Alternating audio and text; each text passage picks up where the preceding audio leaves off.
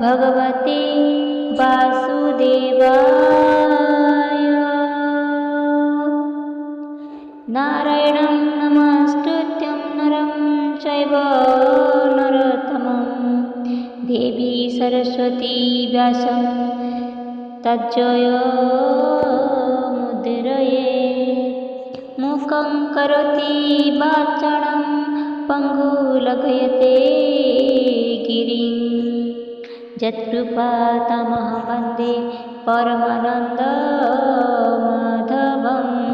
भागवत महापुराण प्रथम स्कंद त्रयोदश अध्याय। सूत उवाच विदुर तीर्थ यात्रा कर्मे मिलिले मैत्रेय आश्रमे। केते हे दिन तहि थाई आत्मार तत्व ज्ञान पाई। हस्तिना नगरे विश्वासे मिलिले युधिष्ठिर पासे। जानिबा पाई तार गति स्वभावे साधु धीरमति। मैत्रेय आगे जेबा प्रश्न करि पाइले आत्मज्ञान। तेणु गोविंद भक्ति जात केवल नाही शत्रु मित्र। विदुर देखी धर्मसुत बंधु आगमे कृतकृत्य। संगते घेरी चारि भाई नमिले आसने बसाई। जसुश्च धृत राष्ट्रसुत संगते घेनी सारद्वत। गांधारी द्रौपदी सहिते सुभद्रा उत्तर समेते। आगे गमंती देवी कुंती अन्य सहुद बंधु ज्ञाति। पंडुर जेते बंधु जने मिलिले हरस बदने। प्राण को पाई तनु जेने पुणी उठोई दिव्य ज्ञाने। सकले मिली तार पासे बंधिले जे जाहा विश्वासे। अनाई विदुर बदन आनंदे अश्रु जल पूर्ण। सकल पूजा विधि करी राजन करे कर धरी। विदुरे बसाई आसने पासे भुंजई सुख मने। तार बदन राजा चाही आनंदे घेनी चारि भाई। पूछे पचारि प्रीति बाणी जेमन्ते सर्व लोके शुणी। युधिष्ठिर उवाच हे तात कहूँ तो अग्रते आंभ कुशल तोर चिते। स्मरण करु तीर्थ भ्रमे वन गहन बहु श्रमे।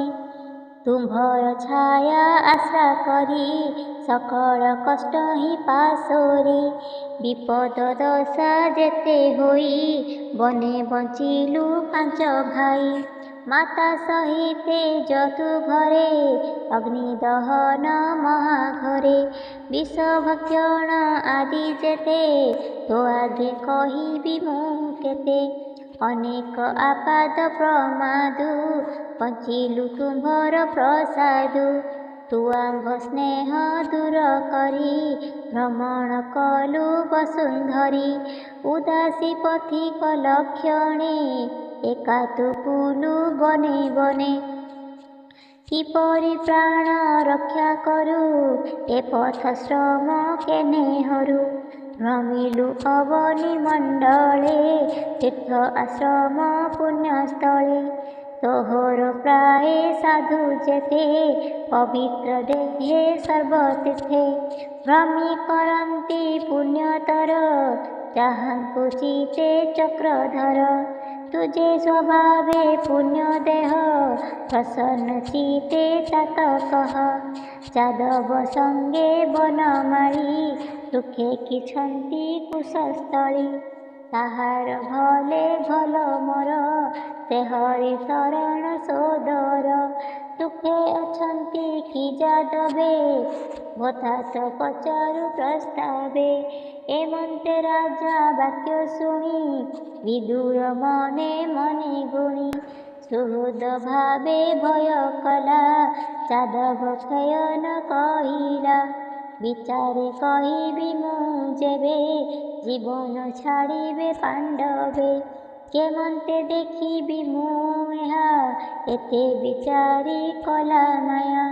ନ କହେ ଯଦୁ ବଂଶନାଶ ନିର୍ଘାଡ଼େ ଛାଡ଼ିଲା ନିଶ୍ୱାସ। ଉର୍ଦ୍ଧ୍ୱବଦନେ ସେ ବିଧୁର କପଟେ କହଇ ମଧୁର। ସର୍ବକୁଶଳ ଯା ପ୍ରସାଦେ କୃଷ୍ଣ ଅଛନ୍ତି ଅପ୍ରମାଦେ। ଏମନ୍ତେ ରାଜା ଆଗେ କହି କେତେ ହେ ଦିନ ପୁରେ ରହି। ଜ୍ୟେଷ୍ଠ ଭ୍ରାତାର ଶ୍ରେୟ ଅର୍ଥେ ସର୍ବଜନଙ୍କ ପ୍ରୀତି ମତେ। ନିତ୍ୟ ଆନନ୍ଦ ଧର୍ମ ରାଜା ବିଦୁର ପାଦେ କରେ ପୂଜା। ରାତ୍ର ଦିବସ ତାର ସଙ୍ଗେ ଧର୍ମନନ୍ଦନ ଅନୁରାଗେ। ଅଶେଷ ତୀର୍ଥଙ୍କ ମହିମା କେ କହିପାରେ ଗୁଣ ସୀମା। ସର୍ବ କହିଲା ସୁଖ ମନେ ଏବେ ହୋ ଶୁଣ ବିପ୍ରଜନେ। ମାଣ୍ଡବ୍ୟଠାରୁ ଶାପ ପାଇ ଯମ ବିଦୁର ଦେହ ବହି। ସତେ ବରଷ ଶୂଦ୍ର ଦେହେ ବଞ୍ଚିଲା ବିଷ୍ଣୁ ମାୟା ମୋହେ। ପାପୀଙ୍କ ଦଣ୍ଡେ ଅଧିକାର କରନ୍ତି ଦେବ ଦିନକର। କୁଳରକ୍ଷକ ପରୀକ୍ଷିତ ଜାଣି ନିଶ୍ଚିନ୍ତ ଧର୍ମସୂତ। ଏବେ ପାଣ୍ଡବ ପାଞ୍ଚ ଭାଇ ରିପୁ ସଂହାରି ରାଜ୍ୟ ପାଇ। ଗୃହକରଣେ ଚିତ ଜଡ଼ି ବିଷ୍ଣୁର ମାୟା ମୋହେ ପଡ଼ି। ରାଜ୍ୟ କରନ୍ତେ ଧର୍ମସୂତ ମିଳିଲା କାଳ ବିପରୀତ।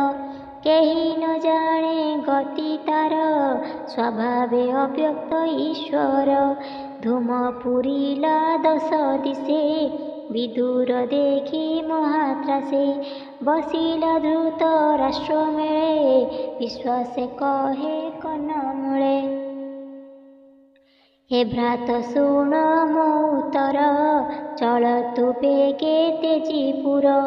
କାଳ ମିଳିଲା ଭୟଙ୍କର ଦିଶ ଆକାଶ ଅନ୍ଧକାର।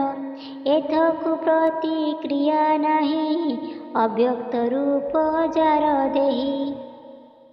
ଦ୍ୱାପର ଯୁଗ ଶେଷ ହେଲା ଏ କଳି କାଳ ପ୍ରକାଶିଲା। ଆମ୍ଭର ପ୍ରାଣ ଏ ହରିବ ଏହାକୁ କେ ବା ନିବାରିବ। ଜନ ସମ୍ପଦ ମହିତଳେ ସଂହାର କରିବ ଏ ବଳେ। ଦେବ ଦାନବ ମହାବଳ କ୍ରୋଧ ପ୍ରତାପୀ ଯୁବାବାଳ। ଯାହାର ଦରଶନ ମାତ୍ରେ କଦଳୀ ବନ ଯେହ୍ନେ ବାତେ। ଭୟେ କମ୍ପନ୍ତି ଥରହର କାତରେ ନେତୃ ବହେ ନୀର। ଅନ୍ୟତ ଏ ମନୁଷ୍ୟ ଦେହି ସାର ଏହାର କିଛି ନାହିଁ। ଏ ଦେହେ ଯେ ମୁକ୍ତ ବନ୍ଧନ ତାହାକୁ ବୋଲି ମହାଜନ। ଦେଖ ତୋହର କର୍ମଫଳ ନାସିଲେ ଭାତୃ ପୁତ୍ର ବଳ। ଆୟୁଷ ତୋର ଶେଷ ହେଲା ମରଣ ନିକଟ ହୋଇଲା। ଅତି ଦୁଃଖିତ ବୃଦ୍ଧ ଦେହେ ତୋର ନିବାସ ପର ଗୃହେ। ବିଶେଷ ଚକ୍ଷୁହୀନ ତୁହି ବଧିର ବୁଦ୍ଧି ଆର କାହିଁ। ବିଷିନ୍ନ ଦନ୍ତ ତୋ ଧର କଫେ ଜଡ଼ିତ କଣ୍ଠସ୍ୱର। ଅନ୍ତରେ ଅଗ୍ନି ମନ୍ଦ ହୋଇ ଅନ୍ନ ଭୋଜନ ନ ଜିରଇ। ପ୍ରାଣୀ ଜୀବିତ ଆଶା ଯେତେ କେ ତାକୁ କରିବ ଆୟତେ। ଯେଉଁ ଭୀମର ଗଦାଘାତେ ସମରେ ନସିଲେ ତୋ ସୁତେ। ତାର ବର୍ଜିତ ପିଣ୍ଡେ ଆଶା ଶ୍ୱାନର ପ୍ରାୟେ ତୋ ଭରସା। କୁମନ୍ତ୍ରୀ ଜନ ସଙ୍ଗେ ଭାଳି ତୋର କୁମରେ କଲେ କଳି। ପଣ୍ଡୁର ପଞ୍ଚ ପୁତ୍ର ମାରି ସୁଖେ ଭୁଞ୍ଜିବା ରାଜ୍ୟ ସିରି। ଦୁଷ୍ଟଙ୍କ ସଙ୍ଗେ ବିଚାରିଲେ ଭୀମକୁ ବିଷ ଲଡ଼ୁ ଦେଲେ। ସେ ଭୀମ କେବେ ନ ମଲା ତାହାକୁ ଗୋବିନ୍ଦ ରଖିଲା। ଚତୁର ଘରେ ଅଗ୍ନି ଦେଲେ ସେବେଳେ ପାଣ୍ଡବେ ନ ମଲେ। ପୁଣି କପଟ ପଶା କରି ଧନ ସମ୍ପଦ ଅପହରି ଦ୍ରୌପଦୀ କେଶ ଧରି ବଳେ ବିବସ୍ତ୍ର କଲେ ସଭା ତଳେ। ଏ ଆଦି ଯେତେ କର୍ମ କଲେ ତୁ ତାହା ଶୁଣିଅଛୁ ଭଲେ। ସେ କିମ୍ପା ତାଙ୍କ ଚିତୁ ଯିବ ମନୁଷ୍ୟ ଜନ୍ମର ସ୍ୱଭାବ। ତାହାଙ୍କ ଦତ୍ତ ପିଣ୍ଡ ଖାଇ ସେବକ ପ୍ରାୟ ଗୃହେ ଥାଇ। ତୋର ବୟସ ଆଉ କାହିଁ ଅତି ପୀଡ଼ିତ ବୃଦ୍ଧ ଦେଇ। ଦିନକୁ ଦିନ ତନୁ କ୍ଷୀଣ ଯେସନେ ପୁରୁଣ ବସନ। ଏ ଦେହେ ବିରକ୍ତ ଯେ ଜନ ସେ ପ୍ରାଣୀ ବିମୁକ୍ତ ବନ୍ଧନ। ଅନ୍ୟତ ନର କଳେବର ଭିତରେ କିଛି ନାହିଁ ସାର। ଏହା ବିଚାରି ଯୋଗ ବଳେ ହରି ଭକତ ସାଙ୍ଗ ମେଳେ। ନିର୍ବେଦ ହୋଇ ଚଳେ ବନ ସେ ପ୍ରାଣୀ ପୁରୁଷ ଉତ୍ତମ। ତୁ ବୁଧ ଜନକ ଉତ୍ତମ ଏବେ ତୁ ଛାଡ଼ ମତି ଭ୍ରମ। ଉତ୍ତର ପଥେ ଚଳ ବେଗେ ପତ୍ନୀ ସಮೇତେ ମୋର ସଙ୍ଗେ। ମୁହିଁ ଉଦାସୀ ପଣେ ବନେ ସେବିବି ତତେ ଅନୁକ୍ଷଣେ। ଦେଖ ଏ କାଳ ଭୟଙ୍କର ଶ୍ରୀ ହରିବ ପ୍ରାଣୀଙ୍କର। ଏମନ୍ତେ ବିଦୁରର ବାଣୀ ସେ ଅନ୍ଧ ଧୃତ ରାଷ୍ଟ୍ର ଶୁଣି। ତକ୍ଷଣେ ମୋହ ଜଳ ଝାଡ଼ି ବନ ଗମନେ ଚିତ୍ତ ବଢ଼ି। ବିଷ୍ଣୁର ମାୟା କରି ଦୂର ନବରୁ ହୋଇଲ ବାହାର। ପତିର ବନ ବାସ କଥା ଶୁଣି ସାନନ୍ଦେ ପତିବ୍ରତା। ବିଦୁର କନ୍ଧେ ଦେଇ କର ନଗରୁ ହୋଇଲେ ବାହାର। ମନ ଆନନ୍ଦେ ବେନି ଜନେ ପଶିଲେ ହିମାଳୟ ବନେ। କ୍ଷତ୍ରିୟ ଯେହ୍ନେ ମହାଯୁଧେ ପଶଇ ମନର ସାନନ୍ଦେ। ଏବେ ହୋ ଶୁଣ ମୁନିବରେ ଧର୍ମନନ୍ଦନ ନିଜ ଘରେ। ସନ୍ଧ୍ୟାଦି ନିତ୍ୟ କର୍ମ ସାରି ଅଗ୍ନି ପୂଜନ ଦାନ କରି। ଗୁରୁ ବନ୍ଦନ ପୂଜା ଅର୍ଥେ ଗୃହେ ପଶିଲେ କୃତକୃତ୍ୟେ। ଗୁରୁ ଭବନେ ଯାଇ ମିଳି ହସ୍ତରେ ଘେନି ଅର୍ଘ୍ୟସ୍ଥାଳି। ତକ୍ଷଣେ ଦେଖି ଶୂନ୍ୟ ଘର କାତର ମନେ ନୃପବର। ପୁଛିଲେ ସଞ୍ଜୟକୁ ଚାହିଁ ମୋ ଗୁରୁ ଜନେ ଗଲେ କାହିଁ। କେହି ନ ଶୁଣନ୍ତି ବଚନ ଭୟେ ଚାହାନ୍ତି ଛନ ଛନ। ପୁଣି ବୋଲନ୍ତି ଜନେ ଚାହିଁ ତାତ ଜନନୀ ଗଲେ କାହିଁ। ବିଦୁର ନାରୀ ମୋର ପାଶେ ତାଚ ଜନନୀ ମନ ଦିଶେ। ଲୋଚନେ ନ ଦିଶଇ ପଥ ତଇବେ ବୟସେ ବୃଦ୍ଧତ୍ୱ। ପୁତ୍ରଙ୍କ ମରଣେ ଦୁଃଖିତ କେବଳ ଦେଶେ ଉପଗତ। ନପୁଣ ପୁତ୍ର ଶୋକ ଜାଳେ ପ୍ରାଣ ଛାଡ଼ିଲେ ଗଙ୍ଗା ଜଳେ। ବନ୍ଧୁ ସୁହୃଦ ପୁତ୍ର ନାଶେ ମୋର ଜନନୀ ତାତ ତ୍ରାସେ। ଦୁଃଖ ସାଗରେ ନିମଜ୍ଜିଲେ ମୋର ଦୁଷ୍କୃତ କର୍ମ ଫଳେ। ସୁତ ଉବାଚ ଧର୍ମନନ୍ଦନ ବାକ୍ୟ ଶୁଣି ସାରଥି ନ କହିଲା ବାଣୀ। ନ ଦେଖି ଧୂର୍ତ୍ତ ରାଷ୍ଟ୍ର ପାଶେ ଅତି ପୀଡ଼ିତ ସ୍ନେହ ବସେ। ବିରହ ଦୁଃଖରେ ବିକଳ ନୟନୁ ବହେ ଅଶ୍ରୁ ଜଳ। ପୁଣି ସେ ମନେ ଧୈର୍ଯ୍ୟ ଧରି ହସ୍ତେ ପୋଛିଲା ନେହୁ ବାରି। ଧୃତରାଷ୍ଟ୍ରର ଯେ ବିଯୋଗ କହଇ ଯୁଧିଷ୍ଠିର ଆଗ। ସଞ୍ଜୟ ଉବାଚ ଶୁଣ ହେ ନୃପ ଚୂଡ଼ାମଣି ତୋହର ପ୍ରିୟର ଜନନୀ। ରଜନୀ କାଳେ ଗଲେ କାହିଁ ସର୍ବଥା ନ ଜାଣଇ ମୋହି। ମୋର ଜୀବନ ଦୁଃଖ ଭରେ ମଜିଲା ବୃଜିନ ସାଗରେ। ଏମନ୍ତେ କହୁ ମନ ଖେଦ, ଗଗନେ ଶୁଭେ ବାଣୀ ନାଦ। ଗଗନେ ଶୁଭେ ବୀଣା ନାଦ, ଶୁଣି ଚାହିଁଲେ ଅନ୍ତରିକ୍ଷେ, ନାରଦ ଦିଶିଲେ ପ୍ରତ୍ୟକ୍ଷେ। ତୁଙ୍ଗର ଅଛି ତାଙ୍କ ସଙ୍ଗେ, ବୀଣା ବିନୋଦ ବାଣ୍ୟ ରଙ୍ଗେ। ନାଦେ ଗୋବିନ୍ଦ ଗୁଣ ଗାଇ, ପୁଲକରମ ପନ୍ତି ବହି। ଆନନ୍ଦେ ଅଶ୍ରୁ ଜଳ ପୁରେ, ମିଳିଲେ ରାଜାର ଛାମୁରେ। ଦେଖି ସମ୍ଭ୍ରମେ ନୃପମଣି, ଅନୁଜ ସଙ୍ଗେ ପାଦେ ନମି। ମୁନିଙ୍କି ଆସନେ ବସାଇ, ବେନି ଚରଣ করে ଧୋଇ।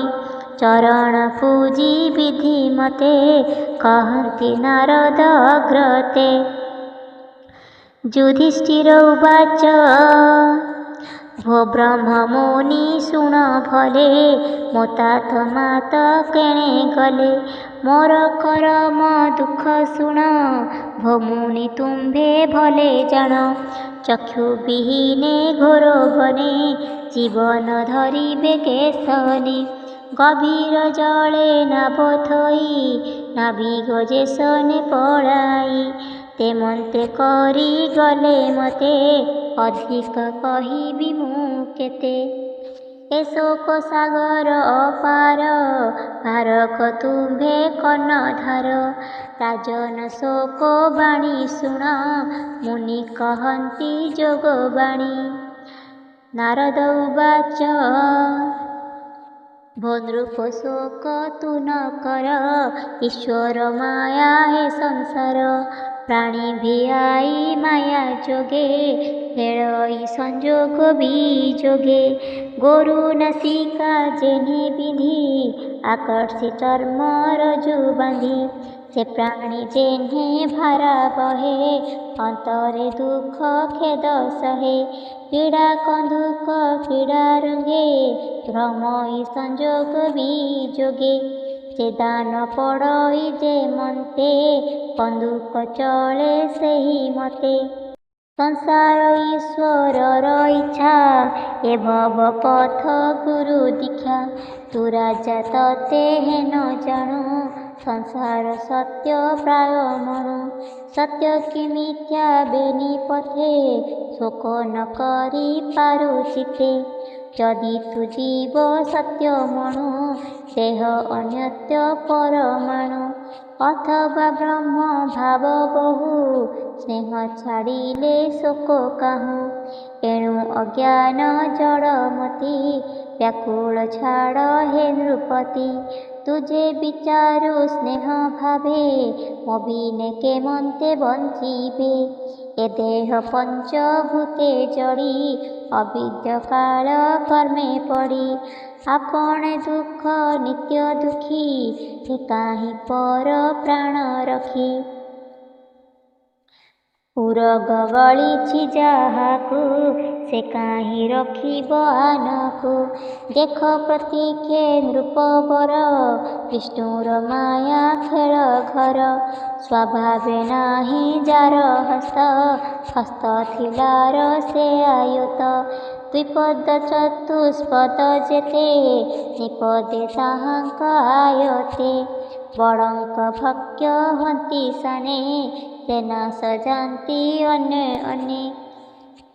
ଏ ଜୀବ ଜୀବଙ୍କ ଆହାର, କେବଳ ନିର୍ବଳ ବିଚାର।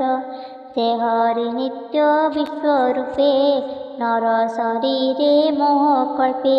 ଏକଇ ଆତ୍ମା ନର ହରି, ଭାବେ ଅଶେଷ ଦେହ ପୁରୀ। ଅନ୍ତର ବାହାରେ ପ୍ରକାଶ, ସେ ଭୋଗ୍ୟ ଭୋକ୍ତା ଋଷିକେଶ। ଏ ମାୟା ଦୁରନ୍ତ ତାହାର, କେ କରି ପାରିବ ଗୋଚର। ଭାରା ନେବାରେ ତନୁ ଧରି, ଦୁର୍ଜନ ସମୂହ ସଂହାରି। ନିଜ ଜନକୁ ରକ୍ଷା କରେ, ଏମନ୍ତେ ସଂସାରେ ବିହରେ। ଦେବଙ୍କ କାର୍ଯ୍ୟ କରି ତୋଷେ, ଏବେ ବର୍ତ୍ତଇ ଅବଶେଷେ। ଯାବତ ଥିବ ଚକ୍ରଧର, ତାବତ ତୁମ୍ଭ ଅଧିକାର।